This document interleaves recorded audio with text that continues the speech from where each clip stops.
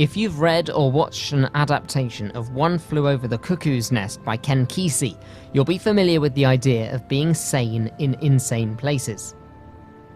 The book itself was written in the early 1960s as a critique of behaviorism, a dominant form of psychology at the time. Behaviorism, or behavioral psychology, focuses on the study of behaviors. No surprises there. Perhaps the most famous quote to come out of behavioral psychology was penned by John Watson. "Give me a dozen healthy infants, well-formed in my own specified world to bring them up in, and I'll guarantee to take anyone at random and train him to become any type of specialist I might select. Doctor, lawyer, artist, merchant chief, and yes, even beggarman and thief, regardless of his talents, penchants, tendencies, abilities, vocations, and race of his ancestors." What Watson is saying is that anyone can learn the correct set of behaviours for anything. And whilst there is a significant amount of criticism levelled at extreme behaviourists like Watson, who argue that humans learn behaviours in no more sophisticated a way than animals, there are plenty of studies which go some way to supporting some of his argument. Back to being sane in insane places. 10 years after the publication of One Flew Over the Cuckoo's Nest, Stanford professor David Rozhenhahn sent 8 sane participants to attempt to gain admission to psychiatric hospitals across 5 states in America. The participants, some of whom were psychologists, phoned hospitals to request an appointment. At the hospital, they informed the psychiatrist that they were hearing voices. The voice, they each said, was unfamiliar, the same sex as themselves, and said things including empty, thud, hollow.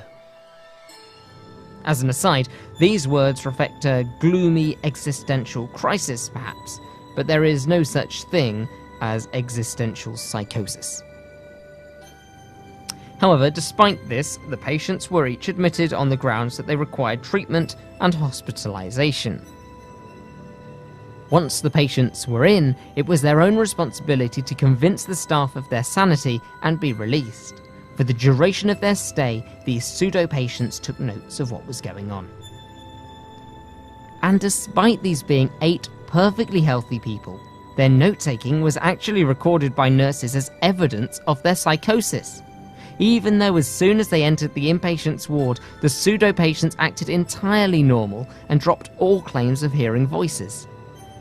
Personal accounts of the experiment suggest that psychiatrists and nurses avoided eye contact with patients. Some 88% of nurses moved away from patients, averting their attention. The pseudo-patient's experience was one of depersonalization and powerlessness. Even other inpatients were able to detect that these pseudo-patients were not crazy, whereas to the medical staff, the pseudo-patients were invisible, and all behaviours, even those sane in an alternative environment, were interpreted as examples of insanity in this scenario.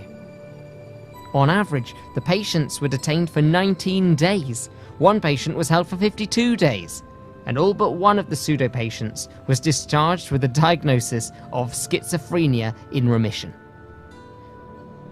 Rozhenhahn launched this study partially as a politically motivated attack on the psychiatric profession, which he believed was unable to accurately recognize psychoses, and used mental illness as a label, which influenced interpretations of subsequent behaviors.